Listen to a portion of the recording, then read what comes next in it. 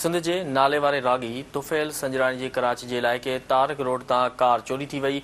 तुफ़ैल संजराणी दोस्तनि सां गॾु होटल ते मानी खाइण वियो त संदसि कार चोरी थी वई। तुफ़ैल संजराणी जो चवणो त गाॾी में तेल घटि हो, किथे बि बीहजी सघे थी।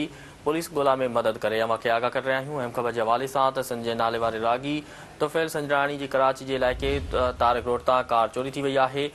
तुफ़ैल संजराणी दोस्तनि सां गॾु होटल ते मानी खाइण वियो त संदसि कार चोरी थी वई।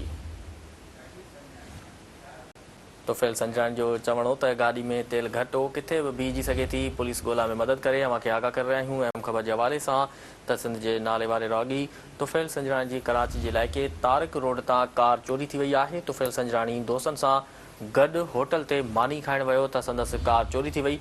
तुफ़ैल संजराणी जो चवणो हो त गाॾी में तेल घटि हो, किथे बि बीहजी सघे थी। पुलिस ॻोल्हा में मदद करे।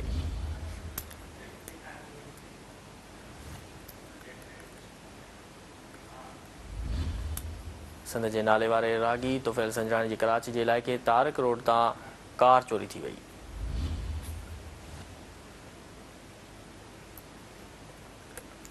तुफ़ैल संजराणी दोस्तनि सां गॾु होटल ते मानी खाइण वियो त संदसि कार चोरी थी वई। तुफ़ैल संजराणी जो चवणो त गाॾी में तेल घटि हो, किथे बि बीहजी सघे थी। पुलिस ॻोल्हा में मदद करे।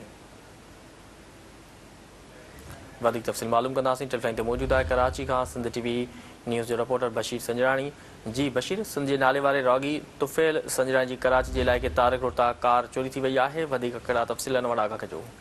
जी बिल्कुलु अव्हांखे ॿुधाईंदो हलां त हिकिड़ी इहा पाण अफ़सोसनाक ख़बर बि चई सघूं था त सिंध जे नाले वारे जेको आहे फ़नकार तुफ़ैल संजराणी जेको न सिर्फ़ु सिंध में पर ॾे तोड़े परॾे में हुनजो नालो आहे ऐं ख़ासि करे उहो ॻाइण जे लाइ बि उन्हनि मुल्कनि में वेंदो आहे। अॼु गुज़िरियल राति जेको आहे सो दोस्तनि सां गॾिजी करे हू तारिक रोड मानी खाइण वियो।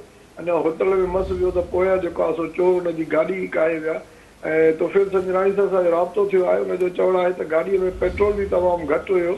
में बि थी सघे थो गाॾी किथे बंदि थी वञे ऐं पुराणी गाॾी आहे पर ख़बर न आहे कंहिंसां हुनजी दुश्मनी बि न आहे ऐं गाॾी जेको आहे सो हुनजी चोरी थी वई आहे। हुन आई जी सिंध तोड़े आला अमलदारनि खे अपील पई कई आहे त ख़ुदा गाॾी जेका आहे सो वापसि कराइण में मदद कई वई। जॾहिं त केस जेको आहे उहो बि दाख़िल करायो वियो आहे। उते जेको भरिसां थाणो आहे जितां गाॾी वई आहे उते जेको आहे सो FIR बि काटी वई आहे पर उन बावजूदि अञा ताईं गाॾी जो जेको पतो आहे उहो न पइजी सघियो आहे। जॾहिं त पुलिस जेका आहे सो हुतां जी मुतमइन करण वारा जेको आहिनि सो बयान त ॾिए थी पई पर अञा ताईं तुफ़ैल संजराणी जी गाॾी जेका आहे उहा वापसि न थी सघी आहे ऐं गाॾी जा जेके पहिरां आहिनि जेके CCTV फुटेजिस आहिनि उहे पंजाब चौरंगी खां अॻियां जेके साइड तां जेके आहिनि सो मिलनि था पिया त गाॾी जेको आहे सो किथे मथे हाईवे ते चढ़ी आहे या किथां चढ़ी आहे। बहरहाल हिन वक़्तु ताईं हुनजी गाॾी जेका आहे न मिली सघी आहे। जी ठीकु आहे बशीर संजराणी, तफ़सील ॾियण लाइ वॾी महिरबानी।